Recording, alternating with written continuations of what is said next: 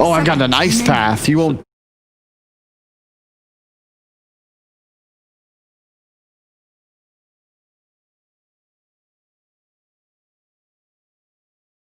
Now, very cool down.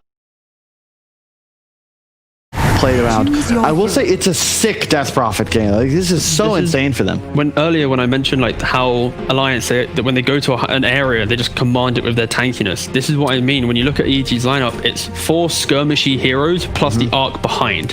That doesn't fare well against a DPS Deathfall type lineup. When you go to Roshan, it's like of course it'll be scary for the Warlock, but it's so easy for Alliance to just go to a tower, dive, fight. They're going to have Siphon, they're going to have Tether Hill, Centaur Stampede as well. There's so many ways to disengage. I'll give you that. The thing is, EG kind of have to play reactive. You want Alliance to initiate, you want to kite the spells and just abuse rain, right? Make Alliance run through a choke point, close the door behind him with shards, with upheaval after a golem, something. But it's a closer draft than before, but I think I might just be biased because I love the deck.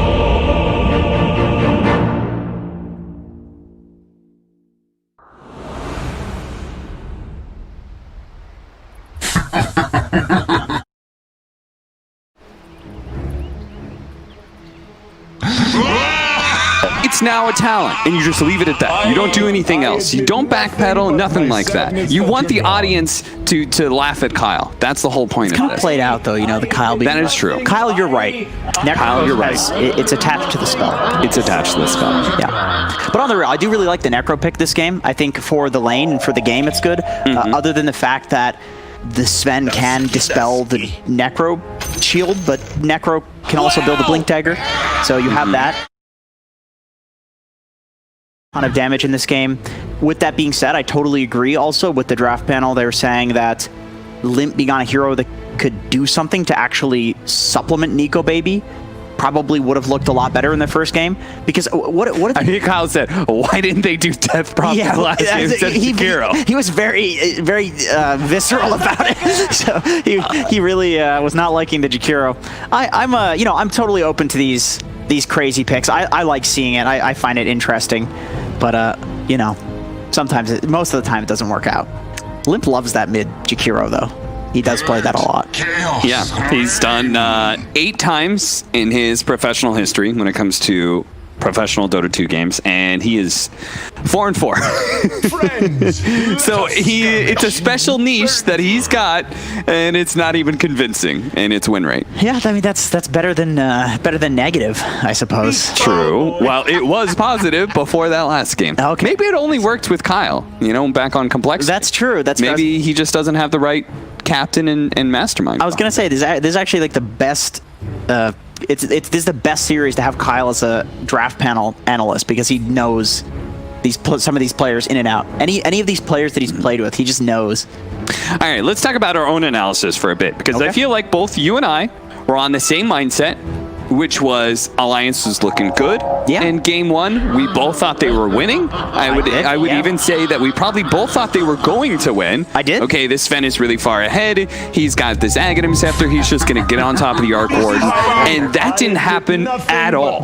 Yeah, they took a tier 2 at 18 minutes into the game. Yeah. That does not happen these days, even with push heroes. Beastmaster Death Prophet. It doesn't matter what you have. Tier 2s are extremely difficult to take unless you have some supremely good early game. In Alliance, they were looking really good. So my question is, were we misreading the matchup and how that goes in the IO Sven versus Arc Warden? Do you think it's entirely about the supporting cast? Because clearly Alliance feels that way, where they just kind of like redrafted the same thing and said, okay, let's go again, but with just some different heroes behind it. Yeah, that would definitely depend on who you ask, I think. Okay. But I'm asking you. I still think Sven is good. I still think Sven is good against the Arc Warden. Okay. I would say it's a supporting cast. That's my personal opinion, but clearly EG thinks that against the Sven, the Arc Warden is great. Maybe it's the game. The way that Sven wants to play the game is conducive to how Arc Warden wants to play the game, and Sven's timing is just nullified by Arc Warden's timing. That's what I would assume their logic is, something along those lines. But I personally like the Sven. Okay. And we can at least agree they've got better heroes to get on top of the Arc Warden this time around, right? We've got Centaur, who enables everybody to go at him. We've got the Death Prophet, which I'll be honest, I'm slightly concerned about the Death Prophet not having the clear saves, right? Because IO being paired up with the Sven oftentimes may not be able to help the Death Prophet. The only other defensive mechanism we have is Stampede.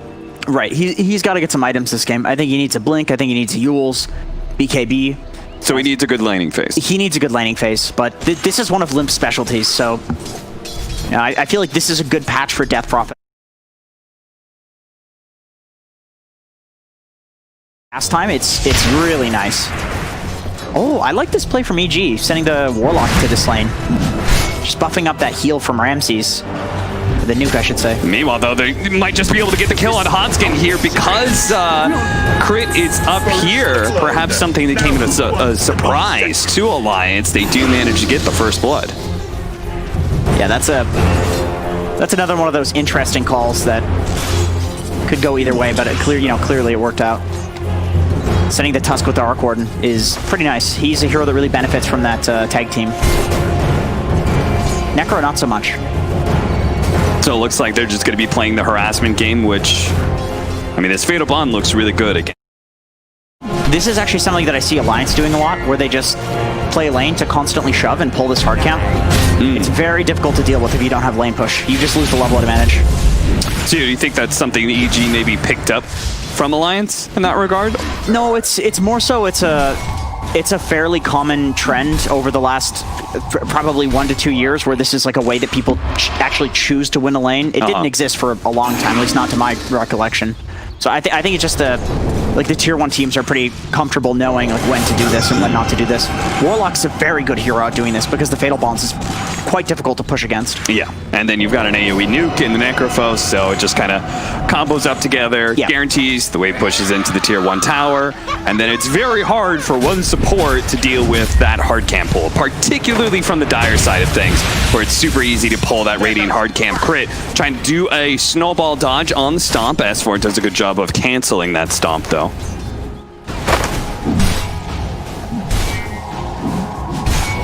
Ooh, he wants that last hit. He got it.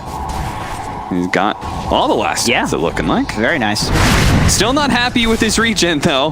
Fortunately, at least IO is able to make use, efficient use of the regen, but it still is looking really rough. And speaking of rough, GPK continuing to be shoved back once again. The stomp being fake pumped out. Does manage to hit the stomp eventually on a crit, but it's too late. Hanskin has already taken the damage and goes down again. Yeah, he's going to suicide and gets the courier on the way. So that's actually a nice little combo there. Yeah, that was really nice. I mean, I don't think he expected to get the courier, but, you know, just a little gift there. Now, most of the time when we see supports do that, they like go and cut around and die to the tier 2 to not give up experience range. Why do you think it was so important for him to die right away? I think Tusk is a hero you can just run up, pop tag team, snowball. Okay, maybe this is why. Maybe GBK needed the extra assistance. He needed a refill in the bottle. Yeah, this is always nice. I mean, especially on a Tusk that wants to run around anyway. I mean, he's perfectly fine with this. He doesn't have boots, but still 315 base move speed hero. Yeah, it's pretty fast. He's even bringing Wraith Band components to RTZ too, so he's really functioning as a courier here, making a lot of use of the death, just like you said. See if in turn Arteezy's able to get all the last hits on this hard camp just like Nico Baby was. Back over to mid lane, GPK gonna be chased out again and again and again by that Spirit Siphon. Super annoying. Fly will take the Arcane Rune right in front of Limp's face. Very good rune control. EG, both of these games have had great rune control, which is especially important because Limp is doing an extremely good job in this mid lane matchup. I don't think this is Ultra Death Prophet favorite, but he's just playing mechanically very well here. It's to the limits.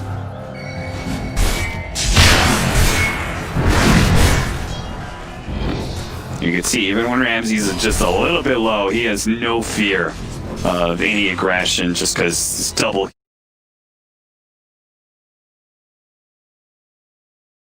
I think if you're Nico Baby in this lane too, you're so happy that you have an IO as a support. One of the few heroes that can actually give you the regen to sustain through the Necro Heartstopper aura. Yeah. That Heartstopper is completely devastating for Sven usually, but with an IO. I mean, clearly he's doing perfectly fine in this lane. Good. Yeah, they've got top 3 CS all across the board for Alliance, so things are looking pretty good. Bounty runes, let's see, we got, looks like 2 for 2. S4 being dove at here with a snowball on him. Magnetic field just to protect. Nice toss back though. Onskin sees an opportunity to get aggressive onto Arteezy. Arteezy turning to kill S4. Pops a fire. Does manage to get the kill on the Centaur first, so he collects the experience. At the same time though, between the two supports, Onskin certainly looks healthier. There's a bit of indecisiveness there from S4. You can see that he kind of thought that maybe he needed to run away there, but then it's like, oh, Arteezy's taking a lot of damage, I can turn this. Yeah. And if he had just committed, I think Arteezy dies first, but I mean, still, he's doing really well in terms of CS on S4. 24 and 10, like that's a lot of denies. Yeah. This is one thing that I noticed in researching Alliance is that they're very good at laning. Like they tend to win their lanes. Even if they're favored to lose the lanes, they'll still do really well, but EG bouncing back with a good rune control on every single spawn. You know Limp's a little triggered right now. Yeah, that's always a bottom rune again. Right. That is the play of mid laner.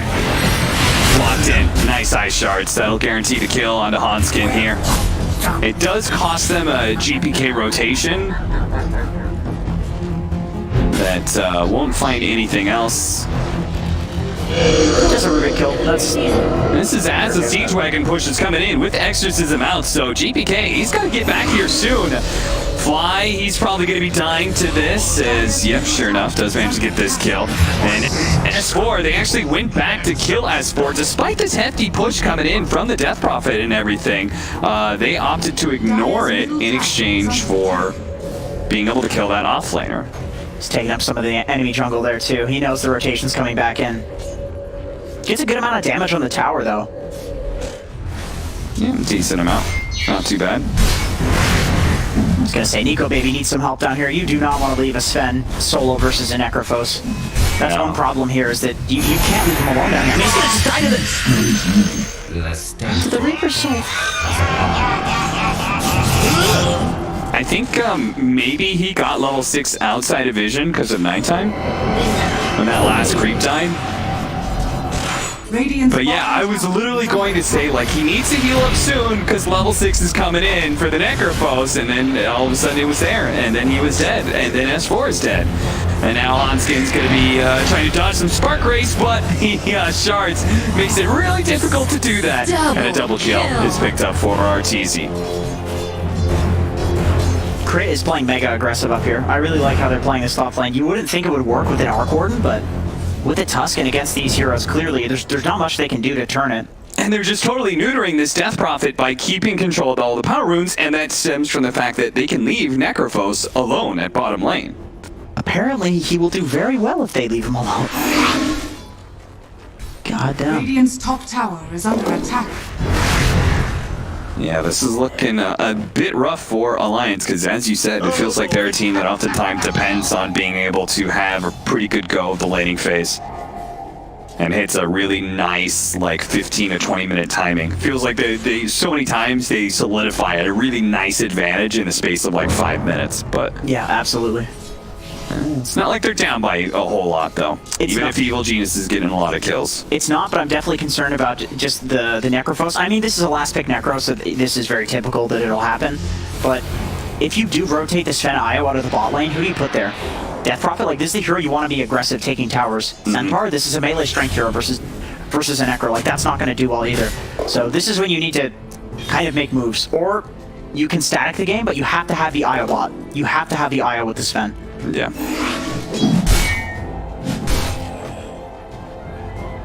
Radiant's bottom tower is under attack. Chipping away at that bottom tower.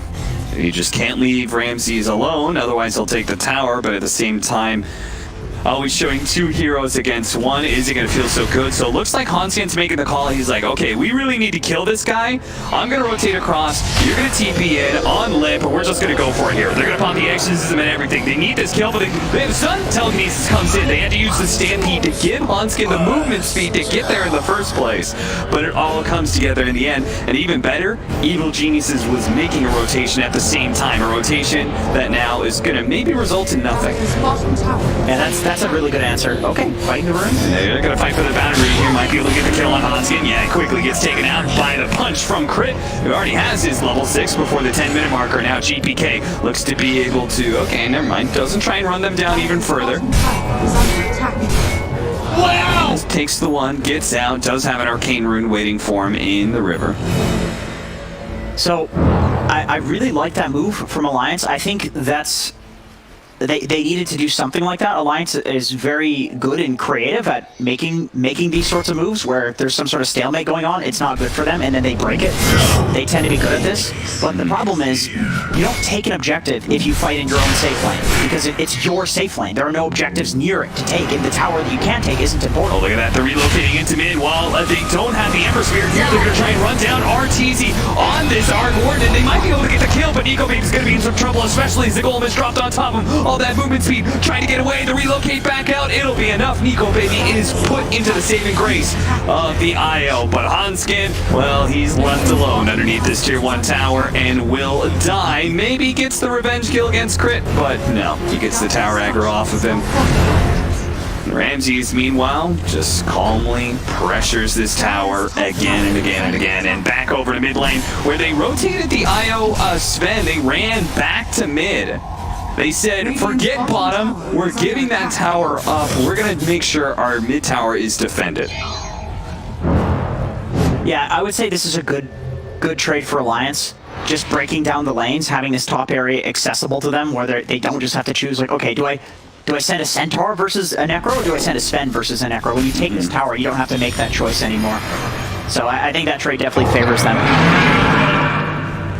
Pops Stampede just in case. Okay, I think he thought probably Ember was heading up to try and kill him there. Yeah. RTZ does the trick where you pull the creeps away from the catapult, get the catapult killed, you don't have to worry about taking extra damage on the tower. It's always a nice one. Denies up that haste rune. That's always something to me that speaks to how fast these tier 1 players like to play, is when they deny something like a haste. It's literally 2 feet away from them, but they're like, this is if I walk to this is enough time for you to kill me. Yep. Like that to me just speaks to how fast they give respect to the enemies that they're gonna play. Yeah.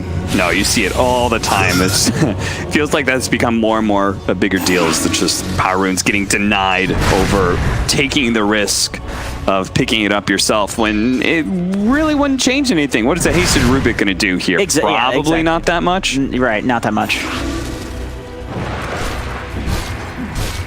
GPK, phase and drums for him. Nico Baby already has the Mask of Madness. Was that an Echo Saber or BKB he was building? Oh, S4 gets caught out. 5 to 12, but a very even net worth, so.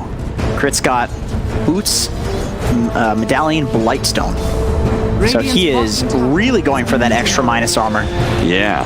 Possibly building into an eventual Dessa, but you know, even if you don't do that, the Blightstone is still quite effective, especially when it comes to amplifying your team's damage with, with the tag team.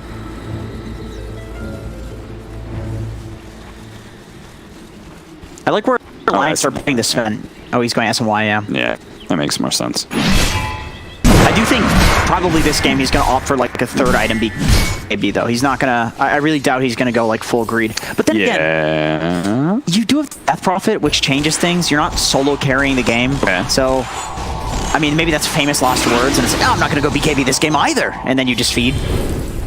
But he got really kited when he got that Orchid, and then the timing was gone. Yeah.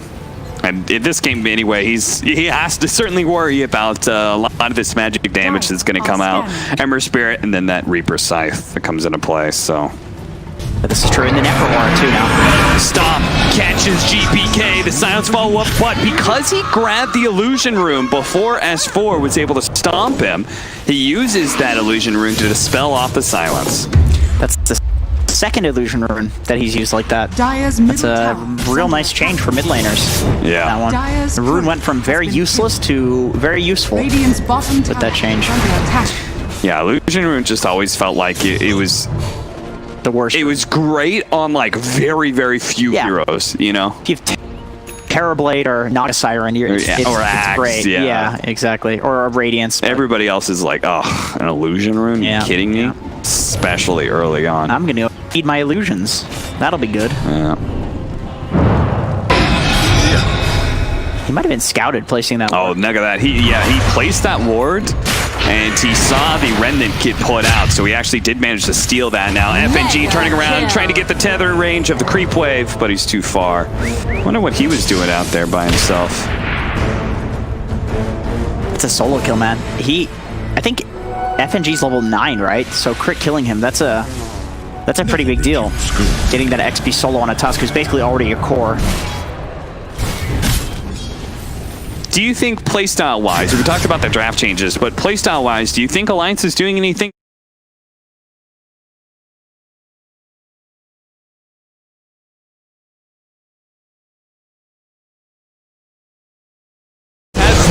And is still going off. They do get the Fatal Bonds Golem to try and turn things around. The Reaper Scythe is going to go out in the Centaur and does a big boost of damage, getting the kill. But Limp is sitting right on top of Ramses. If he can keep up with him, they have Evil, though. It's slowing everybody down so damn much. Nico Baby isn't really able to help out, so Limp's just going to have to do it all by himself. The silence, and that's going to be enough to be able to get the kill on Ramses. Turning that damage now onto the mid-tier 1. GPK looks to be able to poke at them enough that they won't be able to continue to go for that push, but it's just not enough. This death ball, a little bit too strong. They get the mid tower. Seeing the effectiveness now of the Death Prophet there, it's like you can't.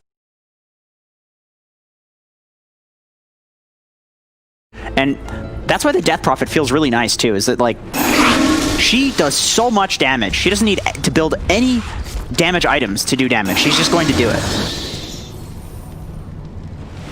Okay. Smoke up. Smoke up. Evil geniuses working their way down. Are scanning.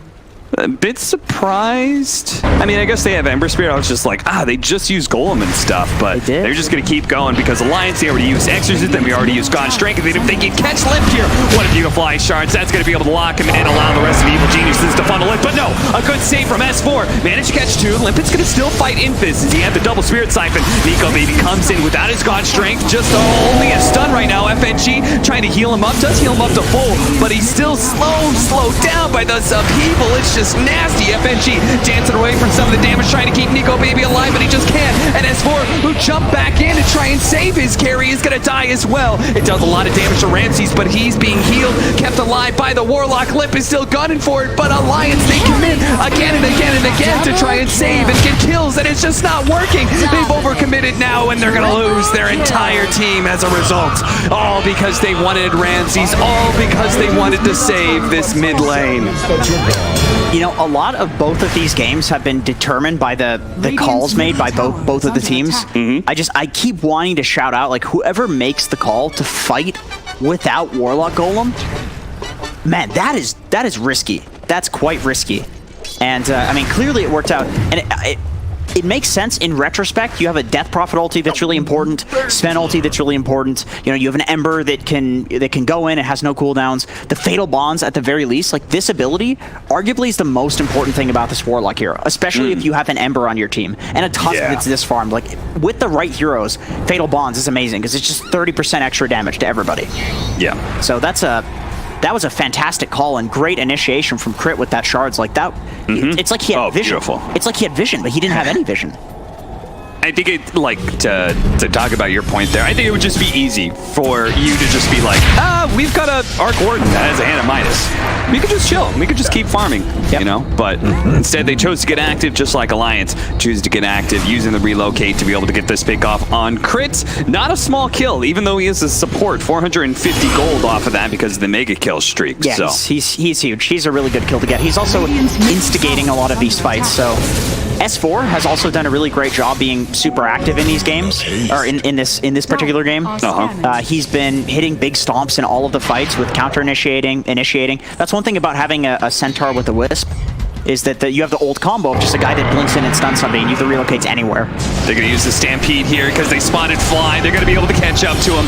Kill him before he can get off the golem, before they can plan a team fight around him, and then use this positioning to try and take that mid tower, or bottom tower, excuse me. Dire's bottom tower. Glyph goes off. I wonder if they're still going to stick around. I'd be tempted to.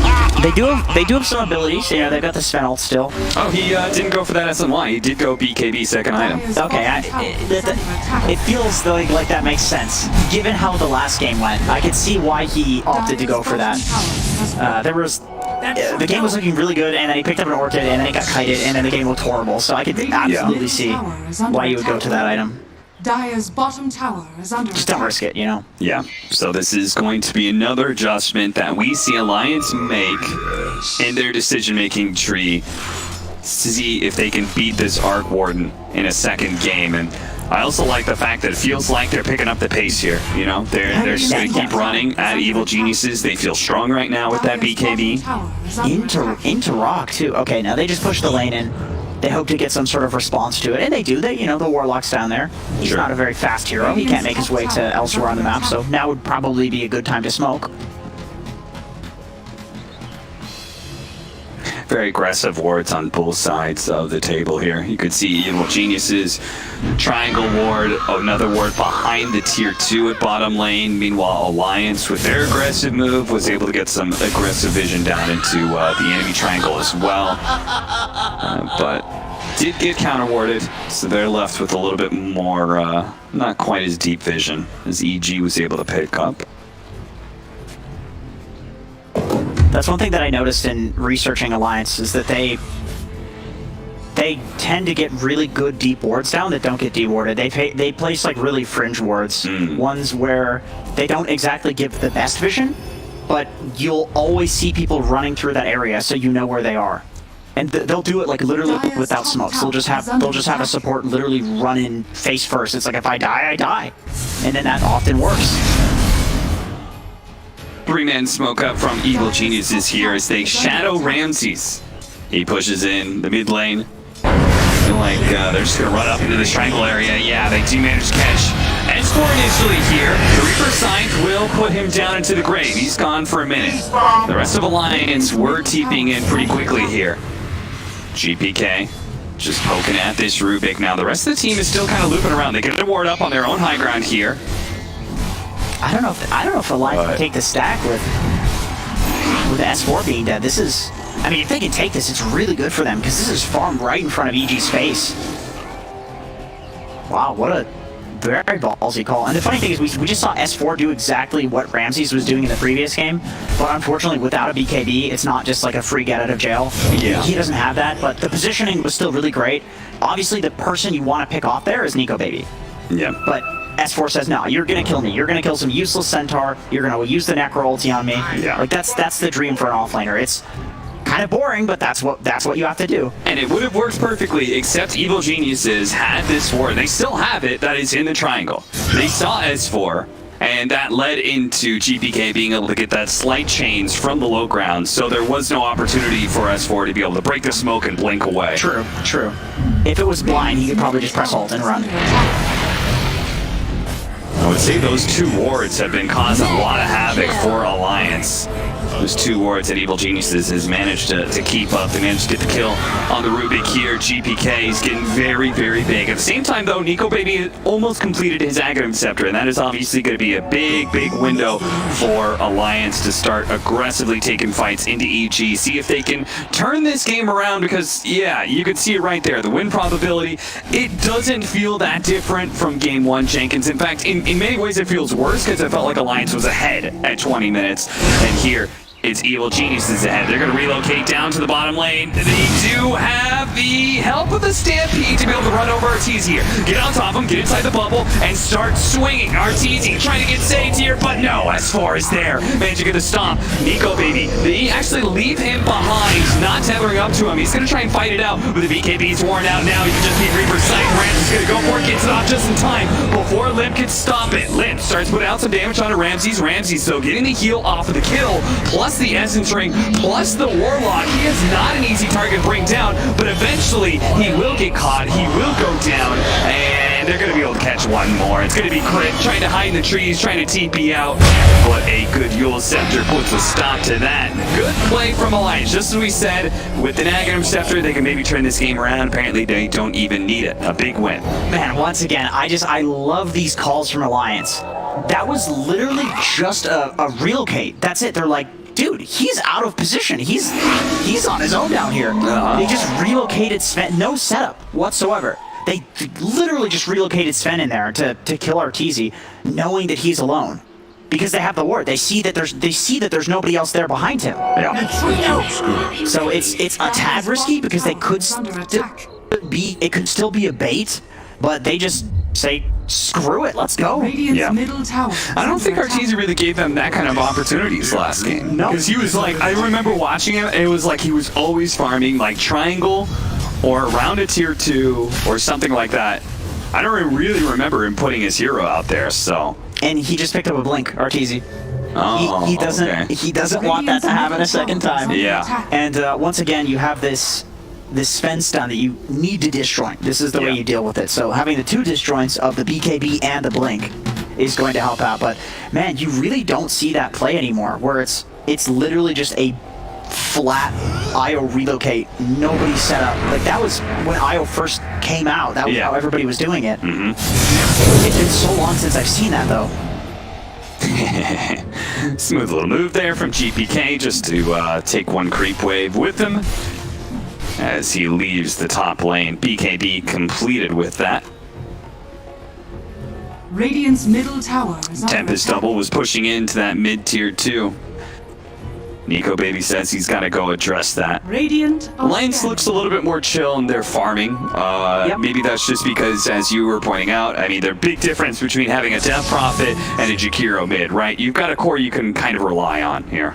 Yeah, they're definitely a lot more comfortable going late, and they have all their tier 2s up too on Alliance, so you can, you know, if you take one tier 2 right now, you can just take the outpost. Smoke in, Nico Baby. He needs that opening. Somebody give him the vision. He tries to go straight into Ramses. Looks like with the magic damage, they're going to be able to pop him. Crit's going to be up next. Snowball buys him just a little bit of time here.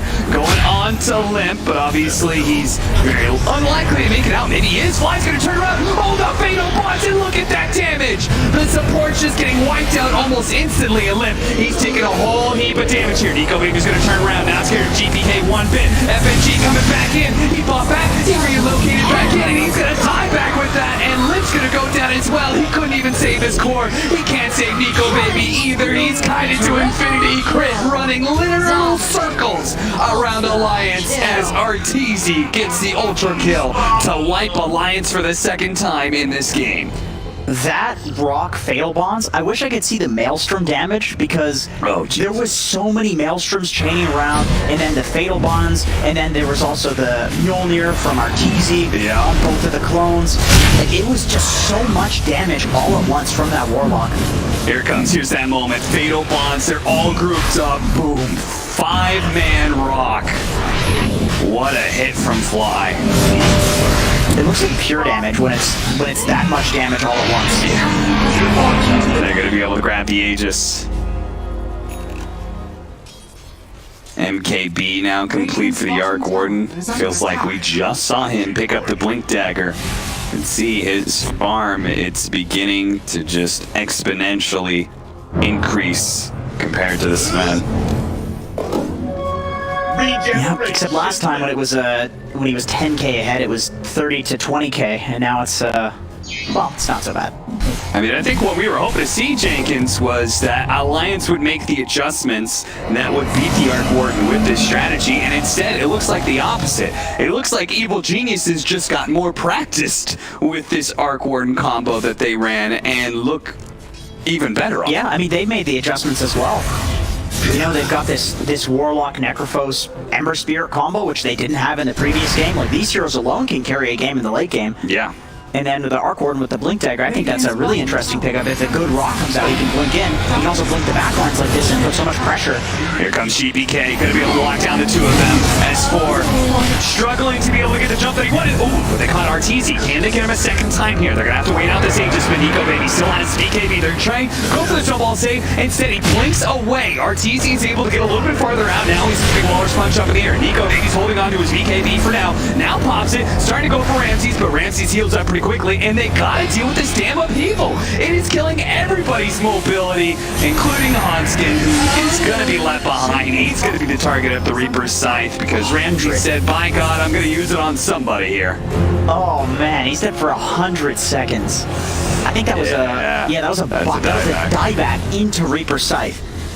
Man, that is that's an opening for EG to do basically whatever they want. Radiant's bottom tower is under Look at Evil Geniuses sweeping through up into that triangle. They've got their Tempest double leading the way, I think that is. And GPK is not too far away either, so they're going to be able to get this one bounty rune, it looks like. So that'll be 3 for EG. Tier 3 items are up.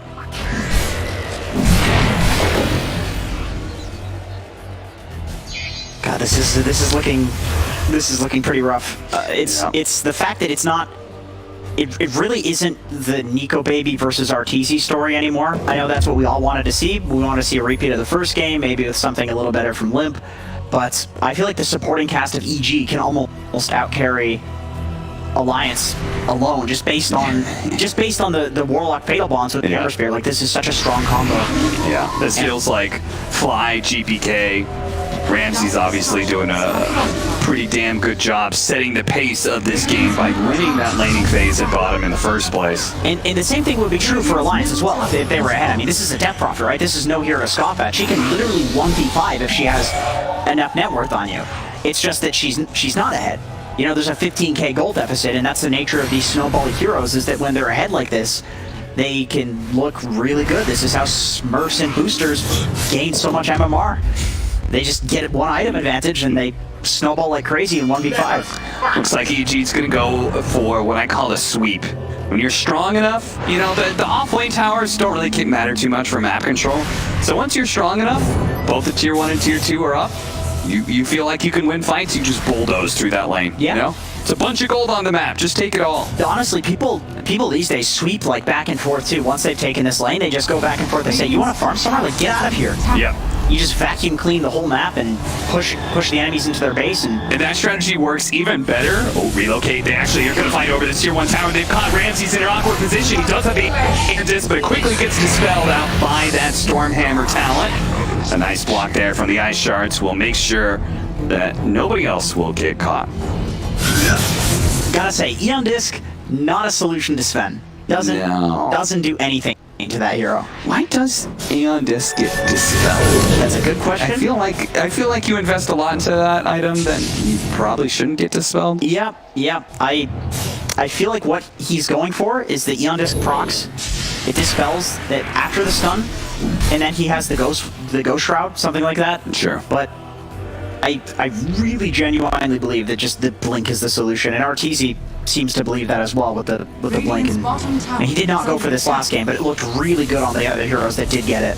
He's got the level 25 now, so the Arc Warden is very scared with that upgrade in spark rate damage. GPK is terrifying in his own right, as I believe he's got Aghanim Scepter complete. As for, they break the smoke, blink away. Is everybody gonna get out? No, they're not. Hanskin, he's gonna get caught because he doesn't have Force Staff.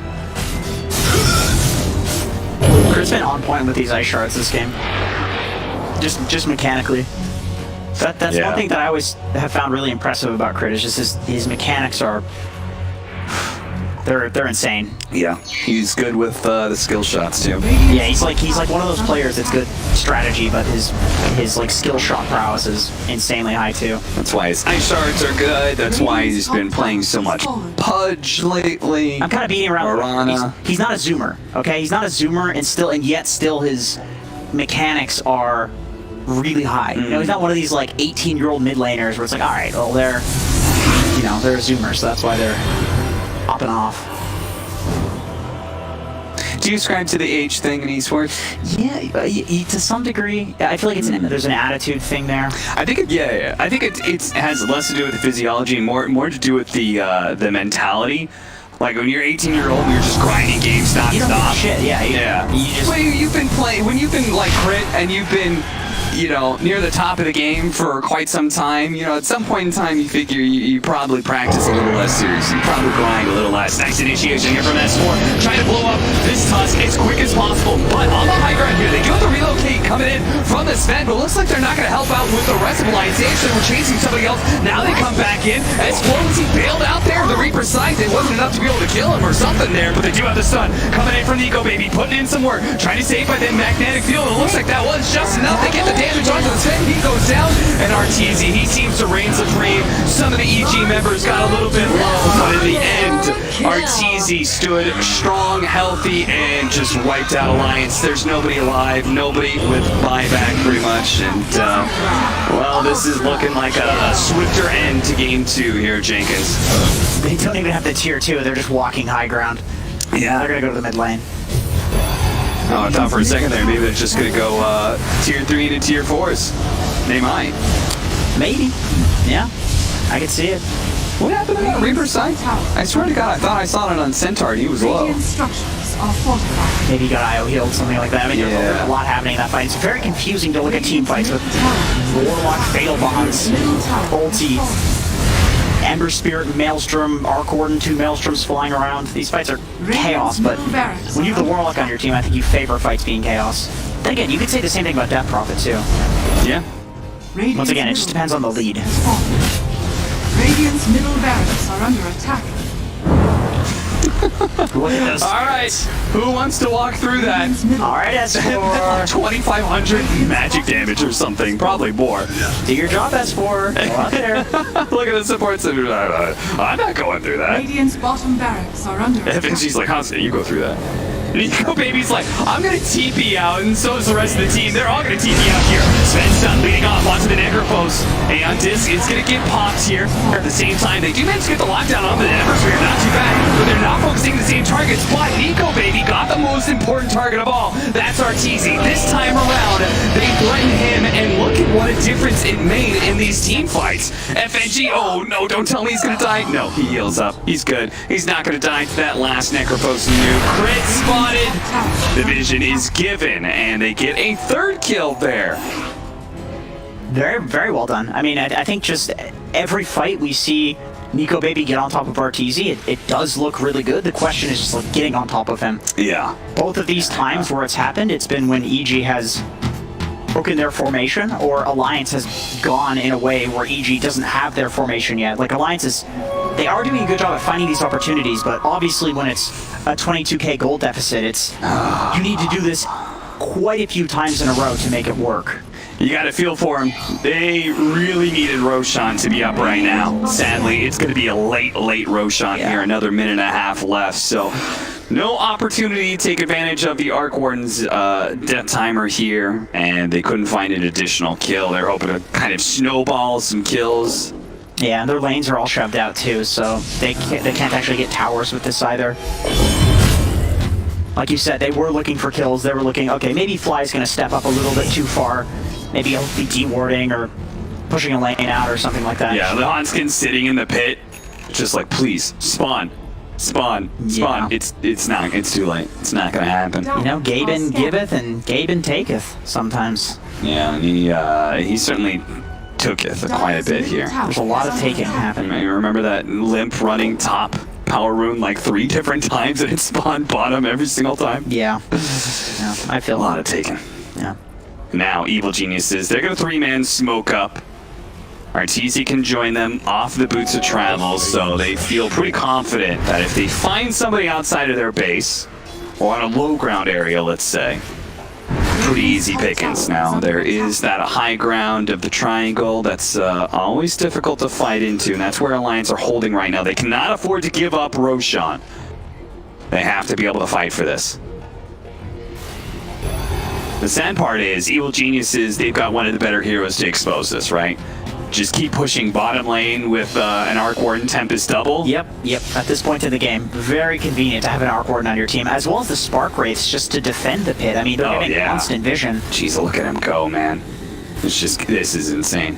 But look at Alliance wrapping around like this, and they may actually catch Evil Geniuses a bit off. They're gonna run into crit and run into GPK. They're gonna pop. Gosh, 2 minutes done. Up from S4 with the Stormhammer on the 3. That's gonna be a big whack, and they finish on Arteezy. He's dead. Reaper Sun comes in, takes out S4. That's a dieback. He's dead for 2 minutes almost. But a one fight for Alliance, no doubt. Bounce back there of the Stormhammer stun, but Ramses, you know he's gonna be run down.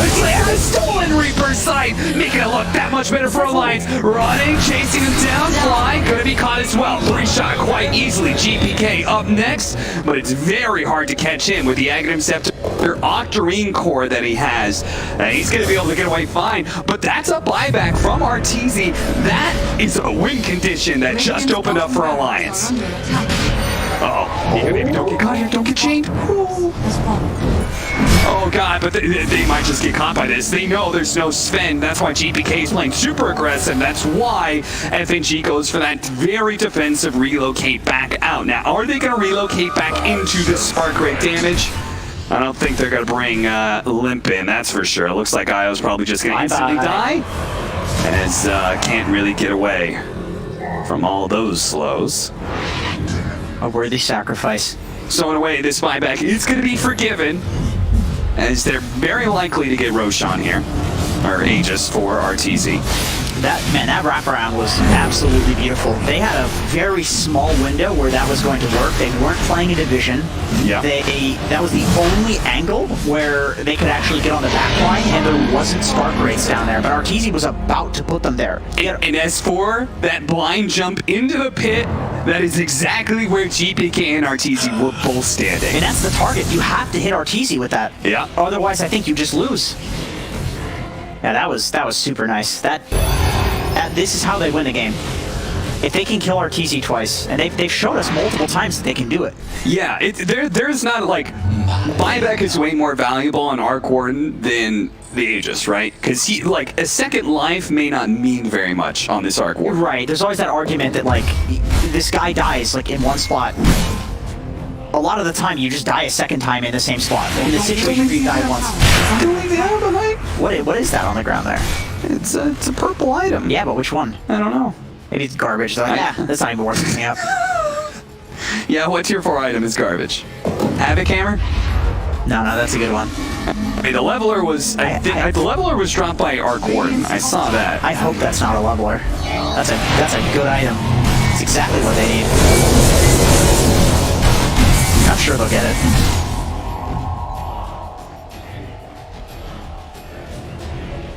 Okay, Satanic almost complete for this Sven. Very big upgrade. Ooh, Ninja Gear for S4. That is the item to get on a Blink Initiator. Okay. That's pretty good. Yeah, he's stoked. I mean, that's going to help him with these initiations. And they've always been so crucial in these fights. Getting on the right heroes in the back line. The question is, can Alliance catch Evil Geniuses by surprise a second time? You can see EG already trying to give themselves every small advantage they can with this smoke up behind Ramses. It's not like Alliance is going to be surprised that they're behind this Necrophos. I think they want to do another wraparound play. It worked the first time. It worked in the first game to go on EG before they were set up in their formation. And I think they need to do that again, especially with this Aegis on Arteezy. Then again, you could argue maybe they want to just stall for the Aegis and then kill Arteezy. But by the time... Who has the magic lamp? Because it was on the Ember Spirit, and now he's picked up the Spell Prism. So I need to know who has that extra save. The Ember Spirit got caught out of the Reaper's Sight. The snowball save, though. He came in, and now Alliance is grouped up. And a giant hit from GPK as he is putting out the damage back and forth with those remnants. They've lost their IO in exchange for a toss, but S4 is super low. Can they catch it? Managing to blink away. He's trying to run. Looks like he's going to get out. Ramsey stumbles a little bit forward here. Nico, baby. They're going for Arteezy. He needs the vision, though. Do they have it? He hits the magnetic field onto the side. Can they get on top of him with the necros? They got him with enough damage here. That's going to be life number 1, but they can't stick around. The Reaper Sight is coming out. The Death Weapon doesn't die to it just yet. Nico, baby, coming back in. S4 with a storm. On step 3, hits the Tempest double as well. Nico, baby's going for it. He's going for Arteezy, but he doesn't have the damage. No! Arteezy pumps it out too much. He gets the Ultra Kill. He gets the Rampage. It's not over yet, though. Alliance have the buybacks. They may have just rampaged on Arteezy, but he still has no buyback. They were so close to getting him there. EG knew they needed everybody to buy back. I'm surprised Crick didn't buy back, though. He was just confident in his team. It's like, oh, there, he's fine. Yeah. He's fine. What a massive counterplay, though. Death Prophet, you'll sceptered up here. That damn Tempest double. They're holding on to Nico Baby's buyback, waiting for them to overextend. It looks like maybe this is the time, but GPK has already popped his BKB, and he's already taken out the cores. Both Limp and S4 gonna die to that assault from GPK with a little bit of backup from Arteezy.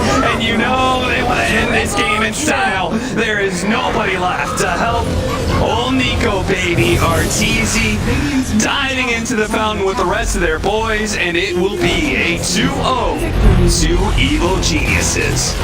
Dude, shout out to Crit. What a snowball save that was from the stolen Reaper Sight. Yes, to keep in track of stolen Reaper sights Yes. and know that he needs to counterplay them.